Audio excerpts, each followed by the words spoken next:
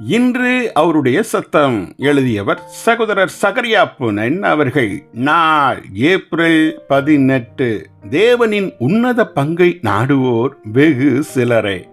இஸ்ரவேலின் சிறந்த தீர்க்கதரிசியான எலிசாவை தேவன் அங்கீகரித்ததன் அடையாளமாக எலியா பெற்றுக்கொண்டது போல் 2 மடங்கு அபிஷேகத்தை அவன் மேல் அனுப்பினார். மற்ற எல்லா மெய்யான தேவ ஊழியர்களைப் போலவும் எலிசா விஷயத்திலும் அவன் தனது லௌகீக தொழிலை உண்மையுடன் செய்து வந்தபோது அழைக்கப்பட்டான். 1 ராஜாக்கள் 19ஆம் அதிகாரம் 19வது வசனம். அதன் பின்பு அவன் எலியா தீர்க்கதரிசிக்கு பல வருடங்கள் எடுபிடி வேலை செய்து வந்தான். 2 ராஜாக்கள் 3ஆம் அதிகாரம் 11வது வசனம். அவன் தனக்கு பெரிய காரியங்களை தேடவில்லை.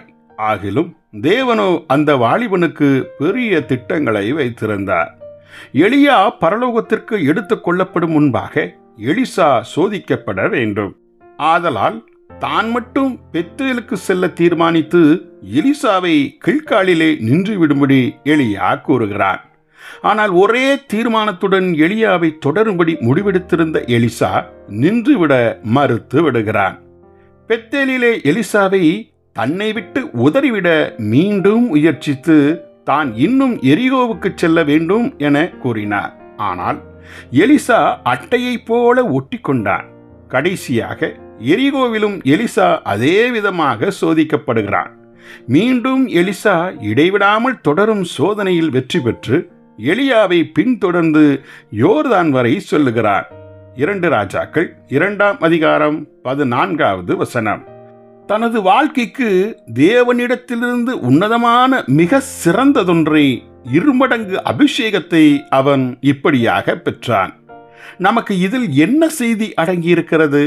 ஆவிக்குரிய வளர்ச்சியில் பல நிலைகள் இருக்கின்றன. அவைகளில் நாம் ஏற்கனவே பெற்றுவிட்டதில் திருப்தி அடைந்து விட்டோமா, அல்லது தேவனுடைய அதி உன்னதத்திற்கு நாம் தொடர்கிறோமா என தேவன் சோதித்து பார்க்கிறார்.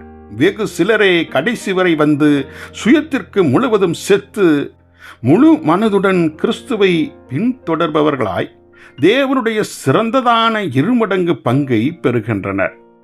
ஜெபிப்போமா.